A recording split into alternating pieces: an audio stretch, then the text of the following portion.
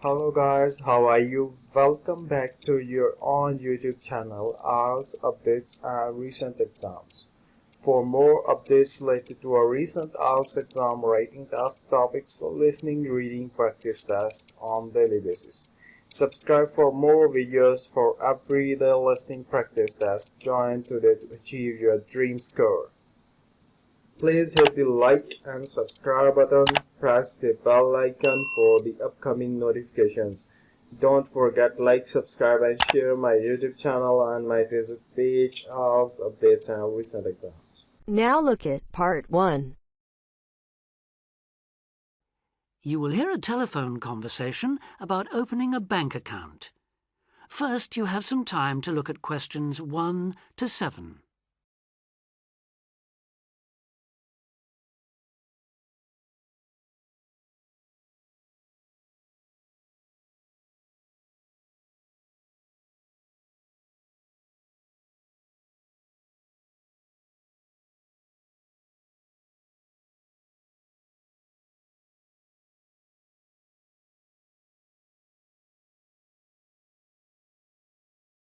Now we shall begin. You should answer the questions as you listen because you will not hear the recording a second time. Listen carefully and answer questions 1 to 7. Expats Helpline, Terry Davies here. What can I do for you? Hello, Terry. I've been in this country for a while, and I've just been offered a job in the city, so I think I'm going to need to open a bank account. I haven't had one before, so I'm wondering what papers I need. Well, basically you'll need to be able to prove to the bank that you're who you say you are and that you live where you say you do, okay? Uh-huh. And for some banks, at least, that means you'll have to show them 2 separate pieces of identity. So I'll run through the list if you like. Yes, please. Okay. I'll bring it up on the screen. Let's see. Here it is. Right.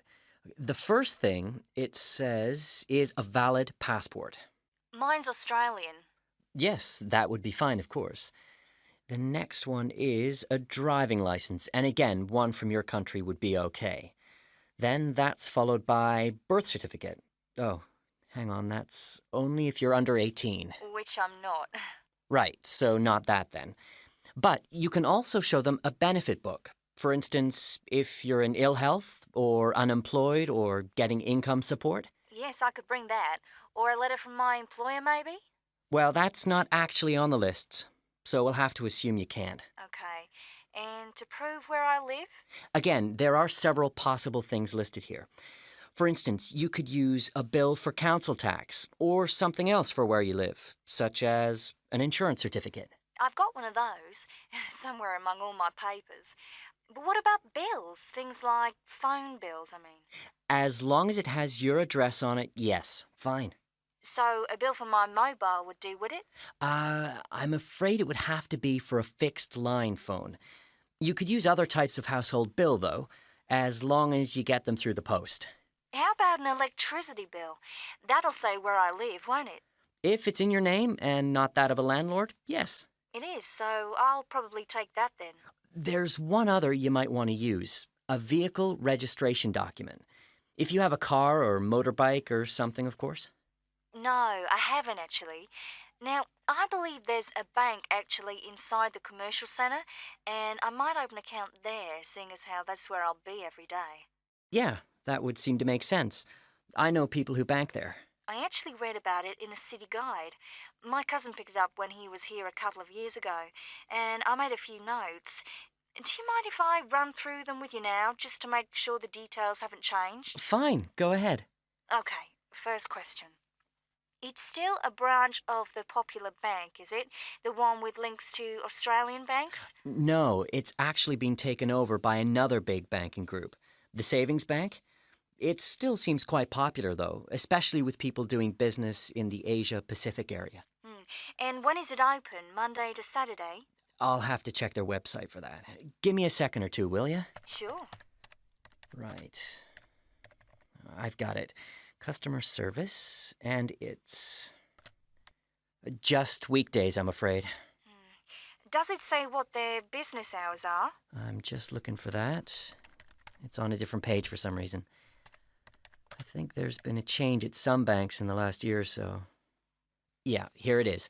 It's open from 9:30 in the morning till 3:30 in the afternoon. And it's on the top floor of the main centre building, is it? Next to the travel agency? That's where it used to be, but they've since moved it to a slightly bigger place. It's on the ground floor now. Oh.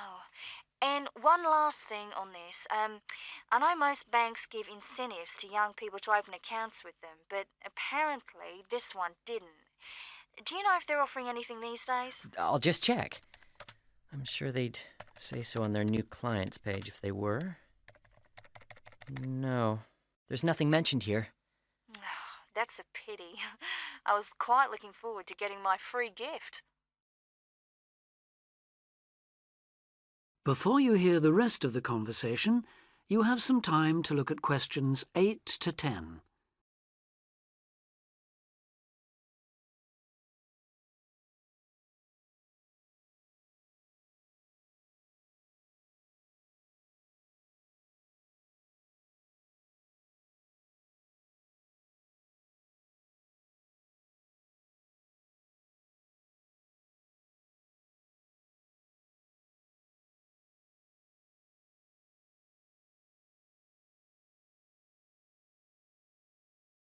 Now listen and answer questions 8 to 10. There are plenty of other banks within walking distance, you know. It may be worth shopping around to see what they've got to offer.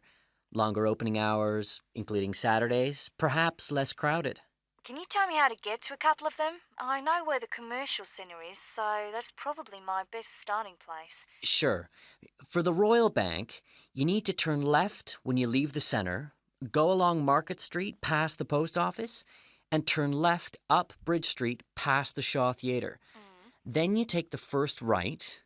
You'll see an internet cafe on the other side, and the Royal is just a bit further along on the right, directly opposite the Park Hotel.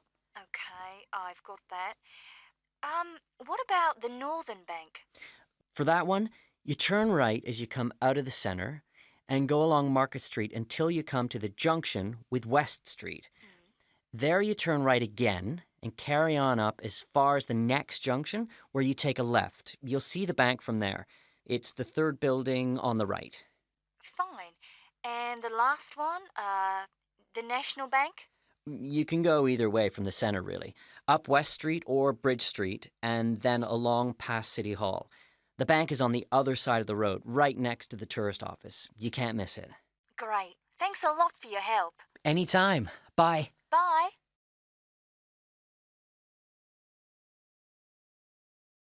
That is the end of part 1. You now have half a minute to check your answers.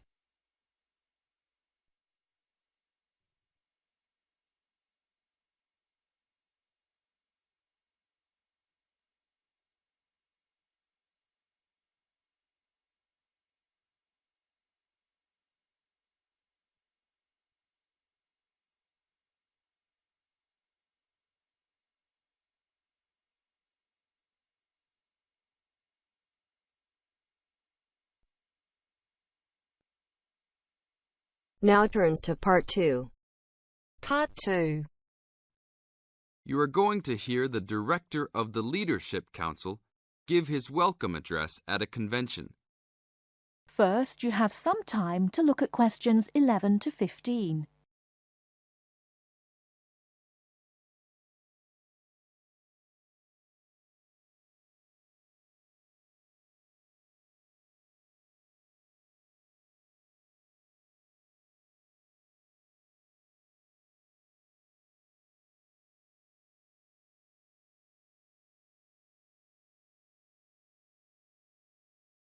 Now, listen carefully and answer questions 11 to 15.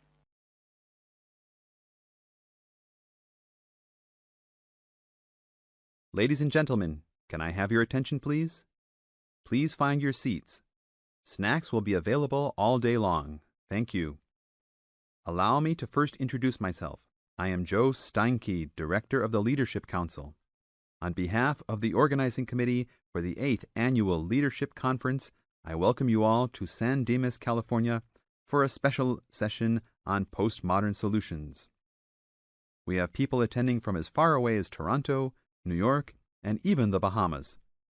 Frankly, I wish we had gone to you there. But we're very glad you're all here. Let me say further that this will be our largest conference yet. Registrations have far surpassed our expectations. For the first 3 days, we will be hosting more than 325 participants for lectures and workshops. Another 100 will be joining us for our final 2 days and culminating session on Friday evening. We also have a larger selection of seminars than ever, a total of 32. Because we know that you all will want to attend a few special sessions, we will repeat key seminars each day. So there will actually be 38 sessions. I'm sure you will all be pleased with the content and the quality of speakers.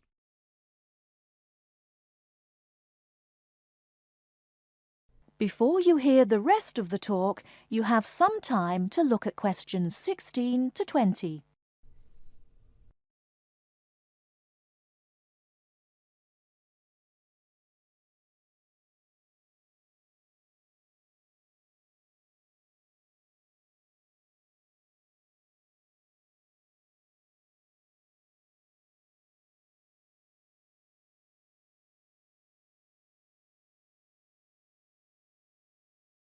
Now listen and answer questions 16 to 20.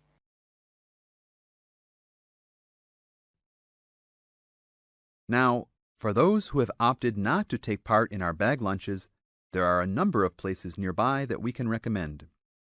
We are located here in the Convention Center just across the street from the Harford Shopping Mall, and the place we most recommend is Vital's, which is just west across Queen Street on the opposite corner. Please be careful crossing both streets, however, as we don't want to lose any participants. If you're not up to Vital's, you can also get some Italian food at the Olive Garden, which is further down Queen Street and east on Danning Avenue, across from the police station. They have a great minestrone soup and excellent breadsticks, all you can eat.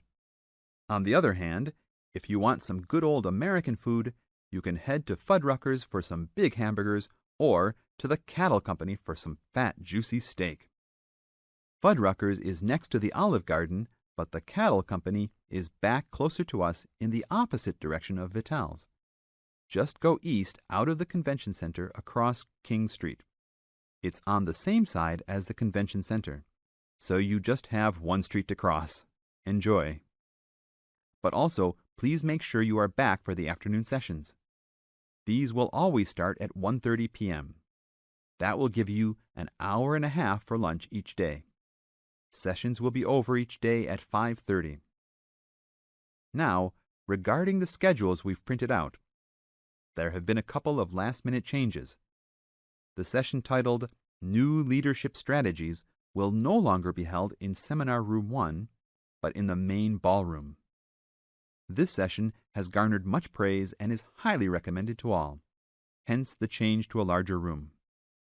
Another session has been canceled.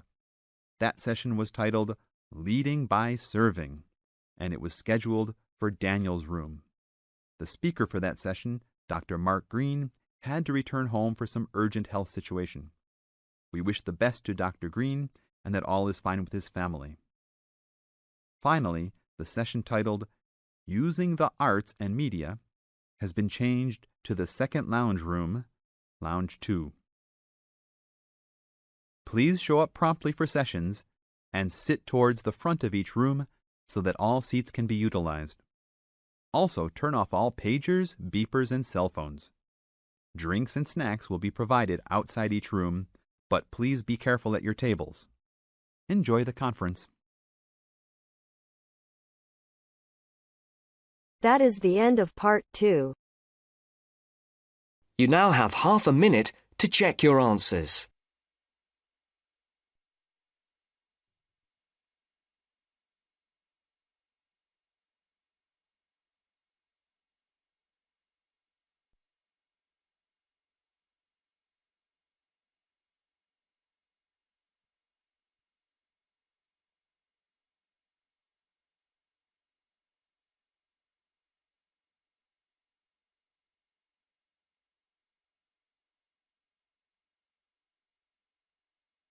Now turns to Part 3. Part 3. Now turns to Part 3. Part 3. You will hear a talk by a wildlife specialist on a type of bird called a kiwi. First, you have some time to look at questions 21 to 25.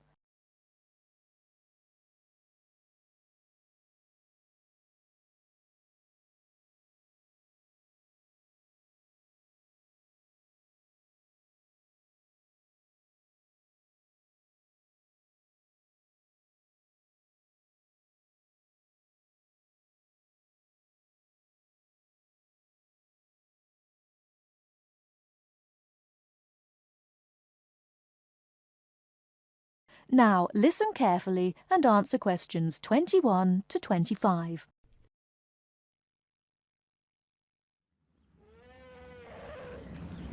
Ladies and gentlemen, welcome to Auckland Zoo on this sunny Sunday afternoon and to our special Kiwi fundraising event. My job is to tell you all about the amazing little Kiwi, and your job, hopefully, is to dig deep in your pockets. Now, for the benefit of our overseas visitors here today, I should explain first of all that the kiwi is the national bird of New Zealand, and sometimes New Zealanders themselves are known as kiwis. Now, while kiwis in the wild are a rare sight, the kiwi as a symbol is far more visible. Apart from being in toy stores and airport shops all over the world, you'll find them on our stamps and coins. The kiwi is the smallest member of the genus Apteryx, which also includes ostriches and emu. It gets its name from its shrill call, which sounds very much like this. Kiwi! Kiwi! Kiwis live in forests or swamps and feed on insects, worms, snails and berries. It's a nocturnal bird with limited sight, and therefore it has to rely on its very keen sense of smell to find food and to sense danger. Its nostrils are actually right on the end of its long beak, which is 1/3 of the body length. Now, here's an interesting fact. Although kiwis have wings, they serve little purpose, because the kiwi is a flightless bird. Since white settlement of the islands, kiwi numbers have dropped from 12 million to less than 70,000. And our national bird is rapidly becoming an endangered species. This is because they're being threatened by what we call introduced animals. Animals which were brought to New Zealand, such as cats and ferrets, which eat kiwi eggs and their chicks.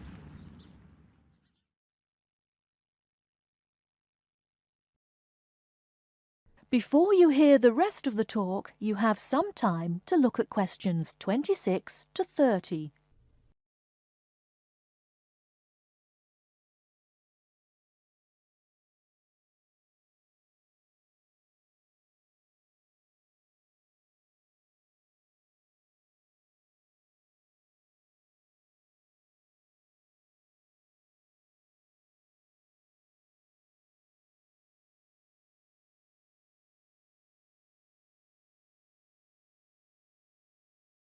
Now listen and answer questions 26 to 30. And so we have launched the Kiwi Recovery Programme in an all-out effort to save our national bird from extinction. There are 3 stages to this programme. Firstly, we have the scientific research stage. This involves research to find out more about what kiwis need to survive in the wild. Then secondly, we have the action stage. This is where we go into the field and actually put our knowledge to work. We call this putting science into practice. And then we come to the 3rd stage, the global education stage. By working with schools and groups like yourself, as well as through our award-winning Kiwi website, we are hoping to educate people about the plight of the kiwi. As part of the action stage, which I just mentioned, we've introduced Operation Nest Egg, and this is where your money will be going. It works like this. It's a 3-stage process. First of all, we go out to the kiwi's natural habitat and we collect kiwi eggs. This is the tricky part, because it can be very difficult to find the eggs. Then, in safe surroundings, away from predators, the chicks are reared. Now, this can be done on predator-free islands or in captivity. They're reared until they're about 9 months old, at which stage the chicks are returned to the wild. So far, it's proving successful. And since we started the program, some 34 chicks have been successfully raised this year, and their chances of survival have increased from 5 to 85%. However, it's not time to celebrate kiwi survival just yet. About 95% of kiwi chicks still don't make it to 6 months of age without protection, which is why Operation Nest Egg is so important. And we ask you to give generously today.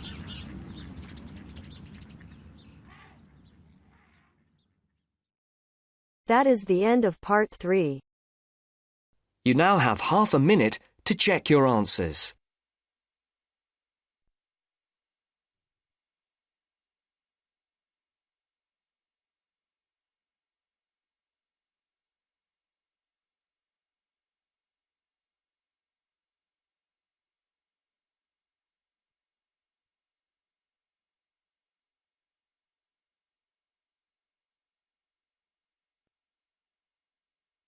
Now turns to part 4. Part 4. Listen to the continuation of the lecture about the human brain. Look at the diagram before you listen. First, you have some time to look at questions 31 to 40.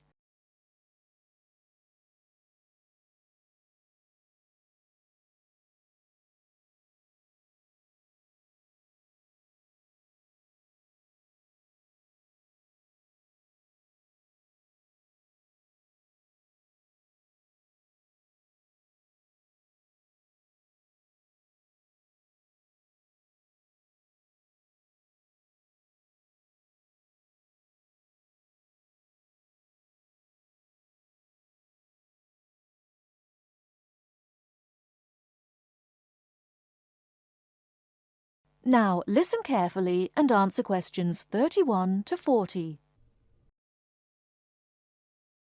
OK, we have looked at the top view of the brain and seen how it is divided into lobes. Now we are going to look at a more complex diagram of the centre of the brain.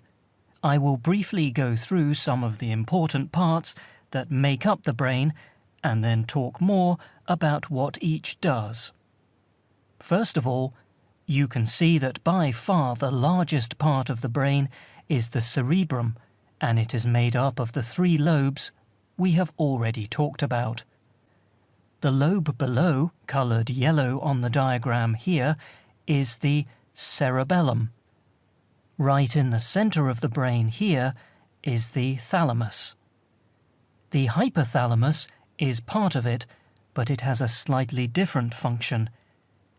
Now here, running down from the centre of the brain, is the brain stem.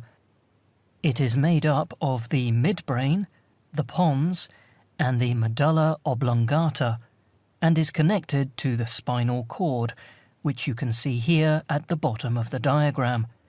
Now, finally, this little gland just to the left of the midbrain, it looks like a little tail, is the pituitary gland.